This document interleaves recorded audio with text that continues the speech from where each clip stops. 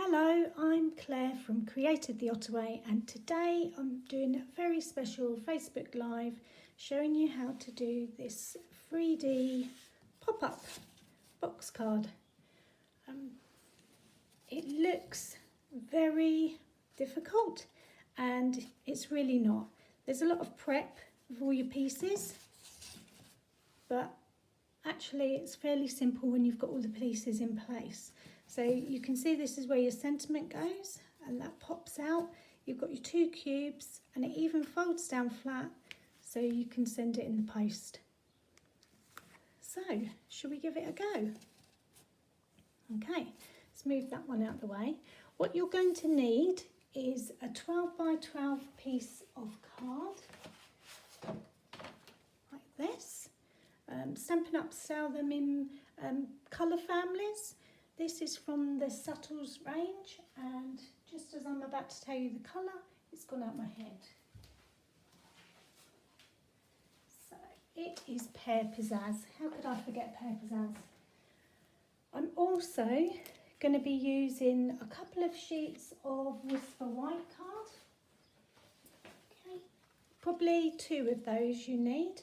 And I'm also going to use some designer series paper, not as much as this. This is a whole pack. You need some strips like this, but I'll talk you through the sizes. So if you grab a pen and a paper, and we can get started.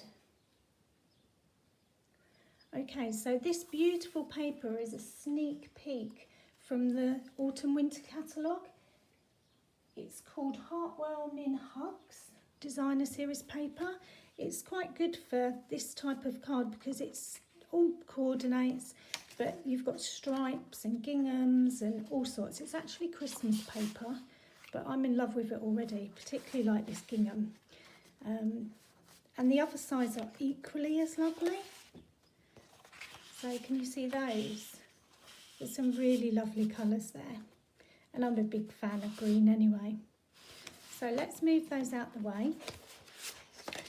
To cut down the time on the video, I've prepped quite a lot of mine, but I'll talk you through as well so that you can work your way through, that it's not too difficult. So we're going to start with the 12 by 12 piece of Pear Pizzazz and we're going to score it. Okay, so you keep it whole and we're going to do 4 score lines on it. The first one is 2 7/8. So just line it up at the top there, 2 7/8. Make sure your cutter blade is out of the way and you're just scoring it. 2 7/8 all the way down. Okay, then move it along and you want 5 3/4. So you're measuring at the end here. I don't know if you can see because it's probably off camera, but you're looking at the measurement at the end, at the top bit there. Let me see if I can get it on there. 5 3/4. Okay. So once you're sure you've got it 5 3/4, again be careful and just score and not cut. That's getting in the way. 5 3/4. So the next score line, just going to put my arm out to the side, is 8 5/8. So I'm just sliding it along till I get to 8 5/8 and I'm scoring it again. And then there's one more, which luckily is easy because it doesn't include eighths, is 11 1/2. So 11 1/2. Okay. So I'll just make sure that is 11 1/2 before I score it. Okay. So let's just move that out of the way a moment. So you should have a piece of 12 by 12 with 1 2 3 4 score lines on. I don't know if you can see on this Pear Pizzazz. So 12 by 12 card, score at 2 7/8, 5 3/4, 8 5/8, and then 11 1/2 all the way down. Okay, so now what I'm going to do is I'm going to actually cut this in half. So you're going to turn it sideways so that your score lines are going across, and I'm going to cut it at 6 inches. Okay, so not score it, I'm going to cut. And that should give you a piece like that. Then you're going to slide it in again, and this time you're going to cut a piece off that's 2 7/8. So I'm going to look here, cut it off at 2 7/8, which gives you that piece. And then the next one is 2 7/8 again, which should leave you with a tiny little bit that you're not going to need. So 2 7/8, cut it off. You can see there's that thin sliver, which you don't need, so you can get rid of that straight away. Okay, so let me bring those back in for you. So you should have 3 pieces. One that's literally the sheet cut in half at 6 inches, and then these 2 that are 2 7/8 each. And what we're going to do is we're going to burnish all the score lines, and we'll move on to the next bit. So let's do that now using your bone folder. Okay,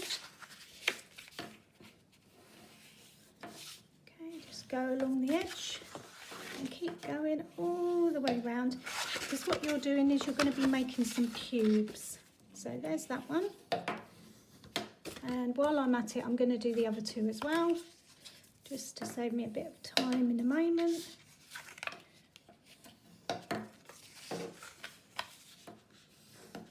And the last one there you go.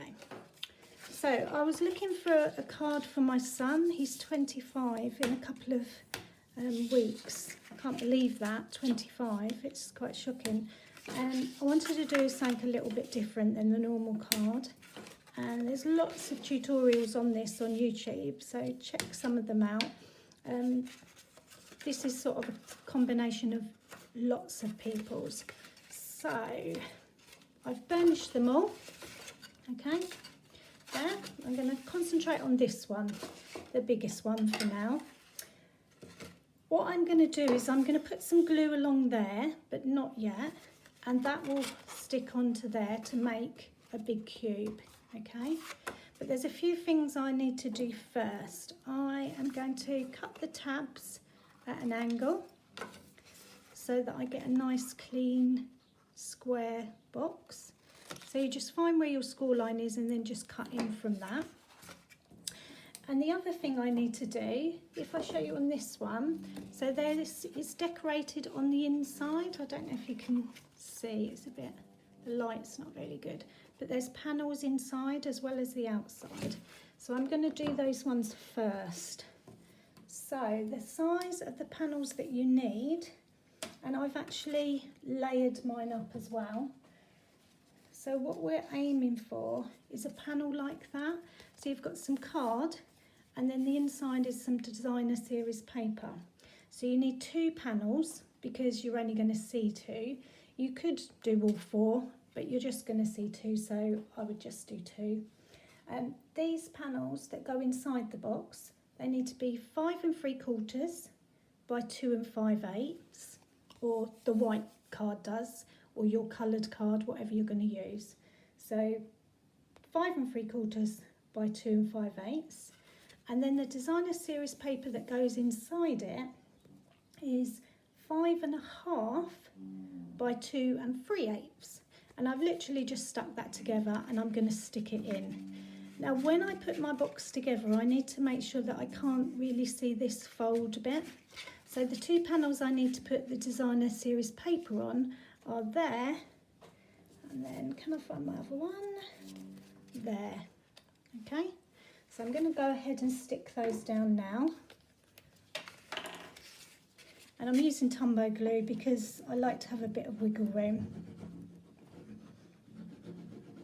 Okay, so there's one.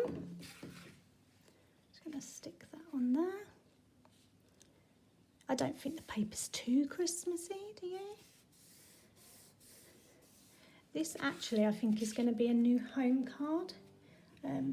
My friend Sarah is moving to a new house, and I thought I'd do her a nice card that pops up. So if you're watching, Sarah, this is coming your way. Okay, so that's the 2 panels on there. So where the fold is, I put the 2 panels at the back. Now the other thing as this stands up is, where would you write your sentiment? So on this one, I've put 2 panels on the back there, and I'm going to actually stick those as well now. So they go on the back of these 2 pieces. I probably will stamp something on there, and usually I would stamp that first before I actually stick it, so that if I make a mistake, which often happens, I can cover it up or change to a new piece of card, but I'm just going to stick it on now. So they're the same size as the white card on the other side, which was 5 3/4 by 2 5/8, I believe. So there's one, that's going to go there. Okay, that one. And this one is going to go on there. Okay, so that is the box done, apart from gluing it together. So turn it over, fold this over this way, and I'm just going to put a bit of glue on this flap here. Not too much, because I don't want it to squirt out everywhere. I'm going to bring that over, and you want to know that the card will fold flat. So just keep it flat while you're doing it. Tombow doesn't take very long to stick, and that's the back piece of your card. Okay, you can do your sentiment and your words on the back. You could put pattern paper on the back if you like, but that's the first piece. Okay, so now comes these bits. Now you could be clever and put all the designer series in paper first. I have done that, but then I've realised I've put them in the wrong places where I actually want them. So I'm just going to stick the cubes together first. I'm going to do the same on the tabs. I'm going to cut that at an angle so that I can stick that down. So there's one. Okay, and I'm just making sure that my paper is lined up, or my card I should say, there and there. Okay, and I just wait for that to glue a little bit, and that's a box. And then this one, do the same again on the tabs. There's one, there's two. Okay, and glue those tabs again. Okay, see, I told you it was easy. You can do this. You definitely can do it. It's all the prep of the layers. Okay, so there's that one. So how do I get those onto there? So can you see where the join is on my box on the inside? I don't want that to show. I'm going to cover it with card actually in a moment, but I'm going to make sure that this bit is at the back. Now, you could lay that on like that and just make sure that it's square on, okay, like that, and glue it. You could stand it up and glue it. It's whatever's easier for you. I find that laying it down and then pressing down on it is the easiest. So that's what I'm going to do. So I'll put enough glue on there. I'm going to look at my box, make sure that it's right down to the bottom, and make sure that it's lined up at the side. I'm just going to stand it up briefly to make sure it does stand, and then I'm just going to press down, and you can see how it folds down flat, ready for the envelope. Okay, so that's one side. Okay, the weight of the card in a minute will help it stay up. Okay, so that's one. Now this side I'm going to do the same. I'm going to do the flap on the box at the back. So I'm going to put some glue on that. And that will go on there, next to that one. Lay that one down so I can see. Make sure that they're next to each other and that they're all folded flat. Okay, yeah, that's okay. So I'm just going to press that for a bit longer. Keep that one next to it so it's all flat. Okay, let's have a look. So, I know it's a bit hard for you to see, but that is the card. That's the card actually made. Now we just need to put the squares on it. So, you need 8 white squares, 8 of them, depending on how much decorating you want to do on the box. The white card squares need to be 2 5/8 by 2 5/8, and you need 8 of them. The designer series paper needs to be 2 3/8 by 2 3/8, and you need 8 of those. Now I've mixed mine up a bit. I've got some that are that pattern, some that are that pattern. Remember, the designer series paper is 2-sided, so go with what you want, what you like best. I'm just going to stick these 2 on to finish it off. I think often the hardest bit for me is choosing what designer series paper, because I just seem to like it all, and it's a bit like fabric, you don't want to cut it. Well, that's what it's like for me anyway. Don't know about you guys. I've tried really hard this year to cut and use my designer series paper. Okay, I really like that gingham, really like it. Don't know which way round, that way. Okay, so that's going to go on there. Okay, now let's bring those back in, and I'm just going to have a little play around to what I need. Okay, that's going to go maybe there and there. Let's have a look. Oh, I forgot the rectangles. So this bit here needs a rectangle rather than a square. I don't know if you can see, it's slightly taller. So you need to do the same, piece of card and a designer series paper. Now the rectangles, because they're rectangles, are 2 5/8 by 2 7/8. That's the card. 2 5/8 by 2 7/8. And the designer series paper is 2 3/8 by 2 5/8. So try and remember that you want the rectangles. These ones are my rectangles. Look, you see they're ever. Oh, they're not. There's the rectangles. There's the rectangles. Slightly bigger.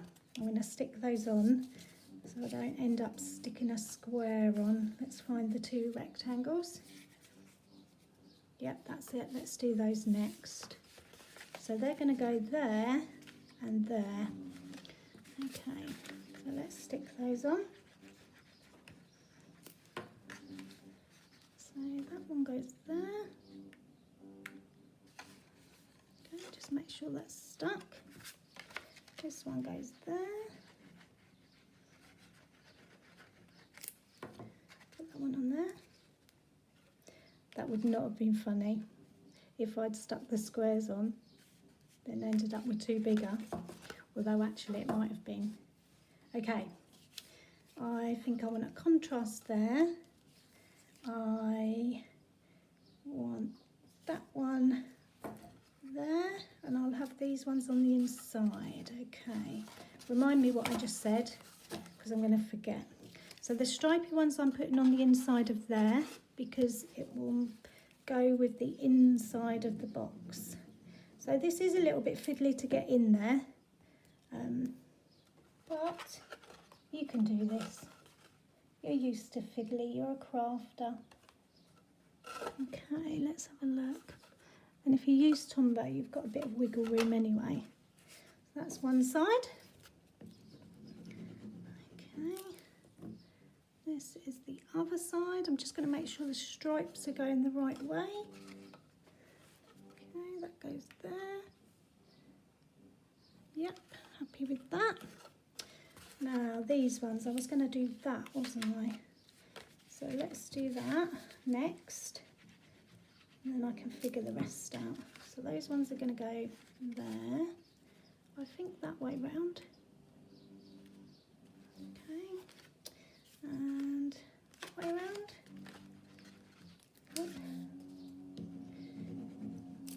Okay, so that's going to go there.